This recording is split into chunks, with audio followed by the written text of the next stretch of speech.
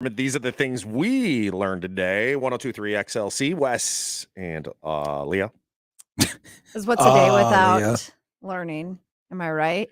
You're so right, bro. Again, thinking she's deep. Am I right?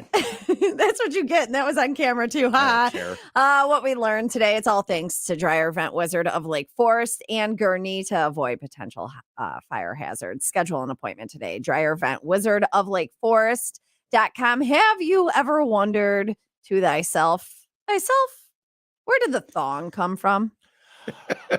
Many times. Yes, in fact, honestly, yes, because I'm like, what in what world do you think like I should have that go up my rear end because that would be more comfortable? Because I have also thought that, and at least you guys, we spend our days digging it out of our butt all the time. Why would you purposely put it there?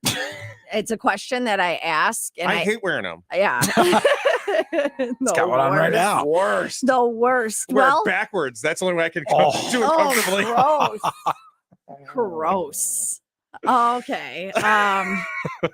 Well, you could thank the mayor of New York back in 1939. He's the one that kind of, it was a snowball effect because he told the strippers that they had to wear underwear because they were just like roaming around naked in public. Yeah. And so obviously they wanted something as small as they possibly could have.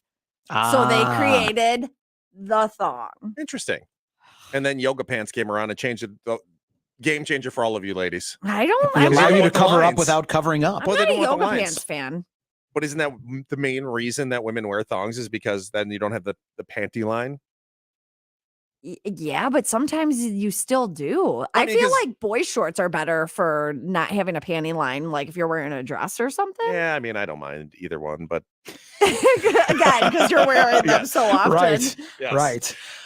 So people, go to relax in several places. I know in Colorado, there's hot springs and people sit in their natural hot springs, but the ones in Yellowstone don't, because not the TV show, the actual Yellowstone Park, because the hot springs and the hot pools in Yellowstone are so acidic that if you step into it, you'll just dissolve. Like your body? Yeah. Have you seen like the there's like paths that walk kind of through the hot springs and stuff that you can walk along in Yellowstone. And I don't know if it's just me or when you see them, I'm like, there's something not right with that. I don't feel okay about walking over that because it's just like the weird colors and stuff and it's just boiling underneath you. And I'm essentially like underground fissures from like volcanoes and stuff, right? So that's all sulfur. You don't want to. Yeah, it's all sulfuric acid. And they said, well, and if that baby ever goes, we're all dead for sure. Oh, yeah. Isn't the world's biggest volcano under Yellowstone? Yes. So if that ever erupts, we're all dead. The whole world. The whole world will die, yes. Because it'll basically cover the whole world in ash. So the sun will freeze to death. Thanks for giving me another thing to worry about. We're close enough. We might boil quick. Good. We won't know about it. But like people on the other side of the planet, Europe, China, all that, they're going to freeze to death. I think if it went to like, you won't have enough time to worry about it. Okay.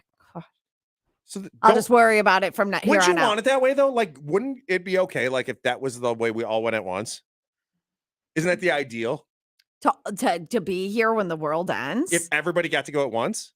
I always said if they the only people left, that would suck. I always said if they launched nukes in our direction, I would run right for it because I'd rather be one of the first ones gone and not know about it than wait for the lingering effects. The slow wave death. All of a sudden you have an arm growing out of your forehead and stuff. I don't want any of that. I just like hit me with the missile. I know this is like a shock, but you guys are stressing me out and bringing me down. So can we move on? All right, fine. This is another thing to bring you down though, because we have to worry about that. Nobody in the world is going to work under our age anymore. Gen Z, they say, are going to be quitting their jobs at a record pace. Wait a second. Who's Gen Z? Gen Z would be like Hannah. She's remember we used to do this. She's so Gen Z with Hannah B. So it's like 20s. Early 20s. They're saying they're going to quit their jobs at a record pace. We stay at our jobs for an average of 4.5 years, where Gen Zers only staying at their jobs for 2.5 years on average.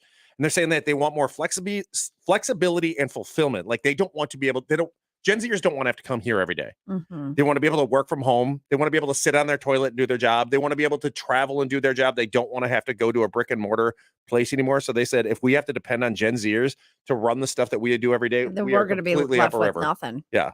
That sounds fun. They want to be able to do their jobs from their toilet. That's what Gen Zers volcano say. are we waiting for? Yellowstone.